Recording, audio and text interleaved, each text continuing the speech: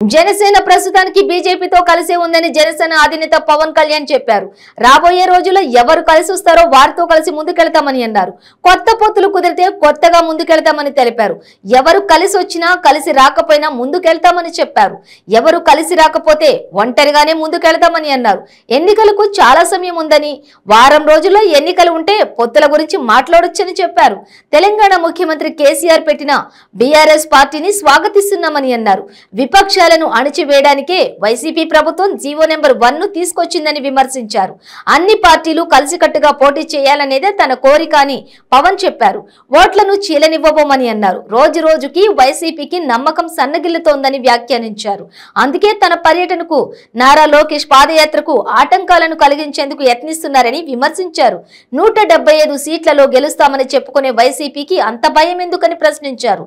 తెలంగాణలో కూడా జనసేన కీలక పాత్రను పోషిస్తుందని చెప్పారు.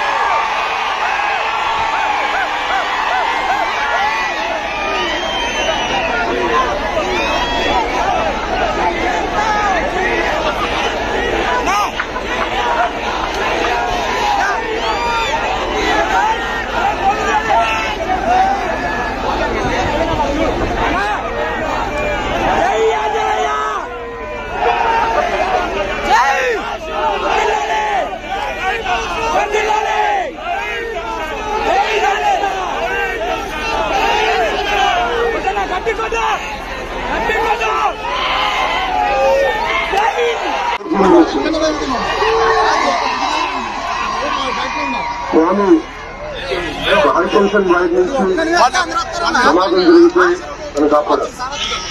విశ్వాసం స్వామితో కాదు, మన నేలతో తెలంగాణ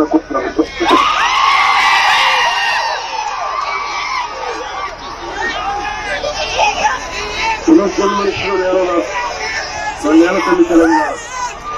అలాంటి తెలంగాణ తల్లికి మొక్కుకుంటూ పాదాభివందనాలు చేసుకుంటే తల్లికి భవిష్యత్తులో రాబోయే కొత్త తరం కొరకు జనసేన ఎందరి కోసం పనిచేస్తుంది తెలంగాణలో కూడా తెలియజేస్తుంటే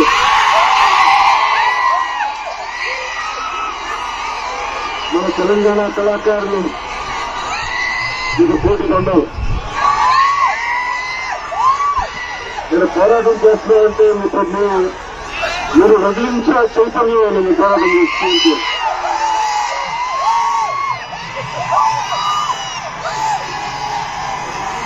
ఒకటే కోరుకున్నా, ఆంజనేయులు నారసింహ సంహిత ఉండగట్టు ఆంజనేయుల్ని ఎక్కడ పంచముఖాంజనేయుడు ఉంటారు కదా, ఎక్కడైనా 2 ముఖాలు ఉన్న నారసింహ ముఖం ఉన్న ఆంజనేయుడు ఇక్కడే. అలాంటి ఉండగట్టు ఆంజనేయుల్ని ఎక్కడే కోరుకున్నాను.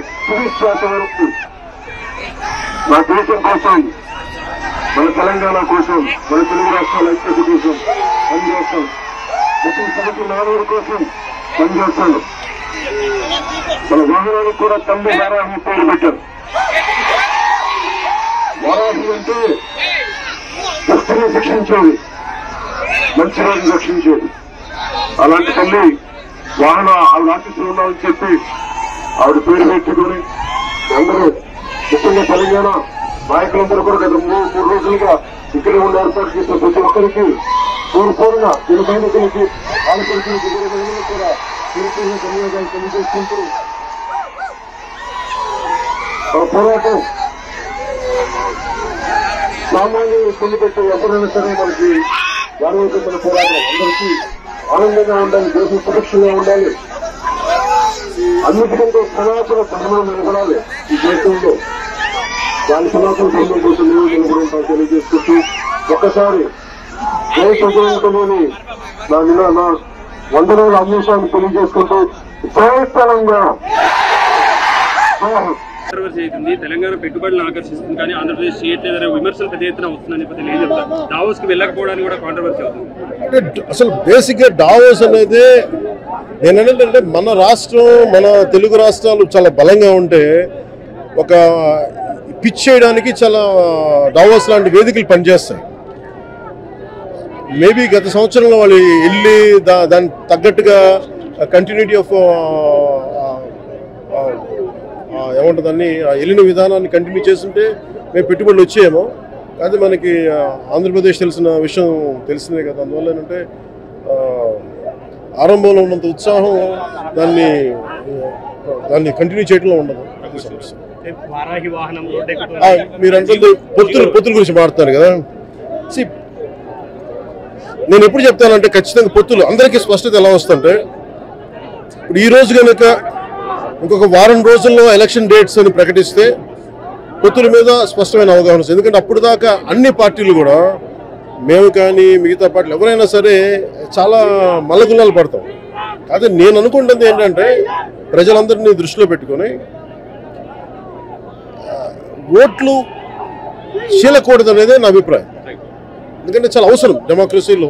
ప్రతిసారి ఓట్లు చీలిపోయి తర్వాత ఎవరి కాళ్ళు విడిగా ఉండి అనేది నా అభిప్రాయం. కానీ నేను అనుకున్నట్టుగా అందరూ కలిసి రావాలని లేకపోవచ్చు. ఎవరు కలిసి వచ్చినా రాకపోయినా మేము అలయన్స్ బీజేపీతో ఉన్నాం కాబట్టి బీజేపీతో వెళ్తాం, లేదంటే ఒంటరికి వెళ్తాం, లేదంటే కలిసి కొత్త పొత్తులు వస్తే కొత్త పొత్తులు. సార్, మీరు వారాహి వాహనాన్ని స్టార్ట్ చేశారు, మరో పక్కన జియో వన్ గురించి కోర్టులో వాదనలు జరుగుతున్నాయి, రేపు లోకేష్ పాదయాత్ర ఉంది. సో ఈ పరిస్థితిలో ఆ జియో వన్ ని తీసుకురావడానికి ఎట్లా చూస్తారు? ఇది ఖచ్చితంగా దాంట్లో మనం ఏమంటుంది, రాకెట్ సైన్స్ కాదు, బ్రహ్మ విద్య కాదు. బేసిక్గా ఆయన ఆలోచించేది ఏంటంటే ఎవరు తిరగకూడదు. నిజంగా వాళ్ళకి 175కి 175 సీట్లు వచ్చేస్తాయి అన్న నమ్మకం కానీ విశ్వాసం కానీ